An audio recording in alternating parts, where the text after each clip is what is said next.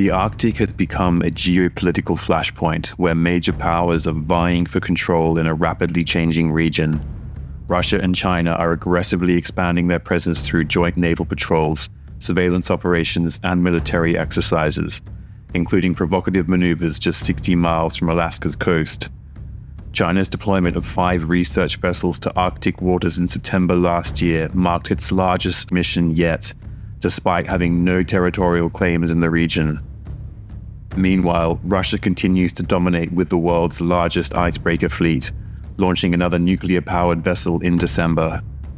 The United States is racing to catch up, with President Trump proposing to build 40 new icebreakers to counter Russian supremacy in Arctic waters. The US currently operates just 2 aging polar icebreakers compared to Russia's fleet of over 40. Trump is also advancing plans to purchase Greenland from Denmark, citing the island's critical strategic position for missile defense and surveillance. These proposals reflect growing American concern about the Arctic's transformation into a theater of great power competition. And the changing security environment makes it clear that the Arctic is no longer a fortress wall and the Arctic Ocean is no longer a protective moat. They are now avenues of approach to the homeland. The increase in commercial and adversary presence in the Arctic has created an immediate need to build Arctic awareness, enhance Arctic operations, and strengthen the rules-based order in the region.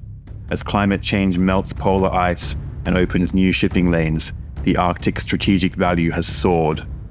The region's vast oil and mineral deposits, critical shipping routes, and military advantages have triggered an intensifying competition between NATO allies and a strengthening Russia-China partnership. With Russia maintaining the world's most powerful Arctic military presence and China declaring itself a near-Arctic state, the High North has emerged as a key theater of 21st century geopolitical competition. Beneath the ice, the Arctic holds some of the world's last great untapped resources, not just fossil fuels, but also the critical minerals needed to power the technologies of the future. The Arctic is estimated to contain 90 billion barrels of oil, 1,700 trillion cubic feet of natural gas, and 44 billion barrels of natural gas liquids. That's 13% of the world's undiscovered oil and 30% of its natural gas, according to the US Geological Survey. But the Arctic's true long-term value may lie not in fossil fuels, but in the critical minerals, rare earth elements, lithium, cobalt, graphite, buried beneath its surface. These minerals are essential for electric vehicles, semiconductors, and advanced military technologies. As the Arctic opens up, competition for both fossil fuels and critical minerals will intensify. For nations like Russia and China, the region represents a vital strategic and economic prize. For the US and its allies, securing Arctic resources is not just about economic opportunity, it's about national security. As climate change accelerates ice melt, newly accessible shipping lanes are poised to reshape global trade patterns. One of the most significant is the Northern Sea route, running along Russia's Arctic frontier. This passage cuts up to 9 days off the traditional shipping route between Asia and Europe, making it an attractive alternative for global trade. Russia isn't just observing this transformation, it's actively shaping it. The Kremlin has embarked on an ambitious expansion of Arctic ports, reinforcing its role as the gatekeeper of this vital trade artery. But with control comes controversy. Moscow claims full sovereignty over these waters, demanding that all foreign vessels comply with strict Russian regulations. The United States rejects this, insisting that the Northern Sea route should remain an open international passage under the principles of freedom of navigation. Yet, while Washington challenges Moscow's legal position, it faces a stark reality on the ground, or rather on the ice. America's Arctic infrastructure remains limited, with deep-water port development in Alaska still severely lagging, even as Russia continues to expand its Arctic dominance. Meanwhile, China has declared the Arctic part of its Polar Silk Road, increasing investment in Arctic ports and ice-capable vessels to establish a foothold in Arctic trade. This competition for Arctic access isn't just about cross-border commerce, it's also about power projection. The true military concern is Russia's Arctic-based nuclear deterrent. The Kola Peninsula, home to Russia's Northern Fleet, serves as a critical base for nuclear-armed submarines and long-range bombers. This strategic position has become even more important as Russia modernizes its Cold War-era facilities, introducing advanced S-400 missile systems, hypersonic weapons, and sophisticated electronic warfare units. Moscow regularly conducts Arctic exercises to test these new capabilities, with a particular focus on nuclear-capable hypersonic weapon systems. China's military presence in the Arctic has also grown notably. The People's Liberation Army Navy has intensified its Arctic patrol activities, forming closer military ties with Russia through joint operations since 2022. Chinese icebreakers are increasingly active in the region, conducting detailed mapping of Arctic sea lanes and testing underwater drone capabilities. Adding to these developments, China has begun testing military equipment specifically designed for Arctic conditions, including unmanned vehicles and long-range bombers. These activities signal Beijing's growing military ambitions in the region and have drawn increased attention from Arctic nations and security analysts. The combination of China's expanding capabilities and its deepening military cooperation with Russia marks a significant shift in Arctic security dynamics. In response, Western countries are also boosting their military footprint in the Arctic.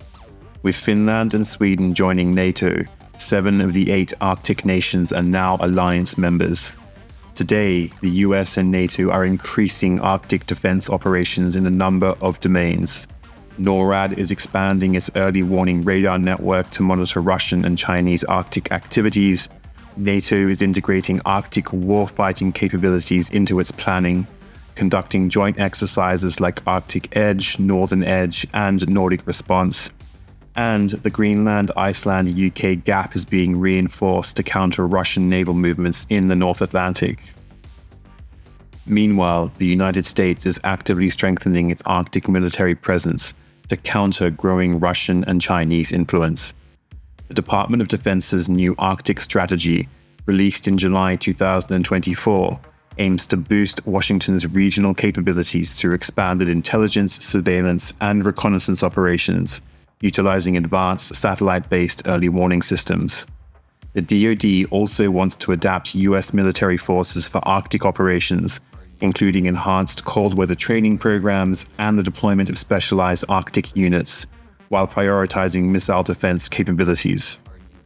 This strategic shift has gained momentum with President Trump announcing plans to acquire 40 new icebreakers for the US Coast Guard, a direct response to Russia's substantial fleet. While the United States strengthens its military presence in the Arctic, another significant dynamic is reshaping the region's strategic landscape: Russia's growing partnership with China. Russia has become increasingly dependent on Chinese investment to sustain and expand its Arctic operations. With Western capital largely inaccessible, Chinese financing has become instrumental in keeping Russia's ambitious Arctic energy projects operational. The Sino-Russian Arctic Partnership has evolved into a comprehensive alliance encompassing both economic and security dimensions. A landmark maritime security agreement between the China Coast Guard and Russia's Federal Security Service, or FSB, has established a framework for joint Arctic patrols, marking a significant expansion of China's presence in a region where it holds no territorial claims. The partnership's technological dimension further illustrates Russia's growing dependence on Chinese systems. As Western sanctions impede upgrades to Russia's GLONASS satellite network, Moscow has increasingly integrated China's Beidou satellite navigation system into its Arctic operations.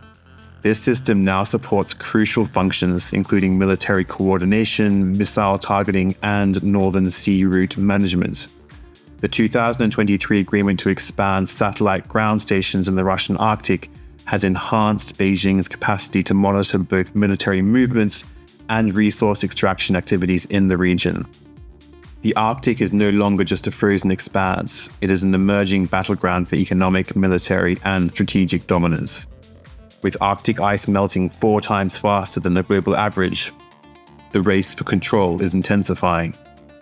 The question is no longer if the Arctic will be central to global power struggles, the question is who will control it.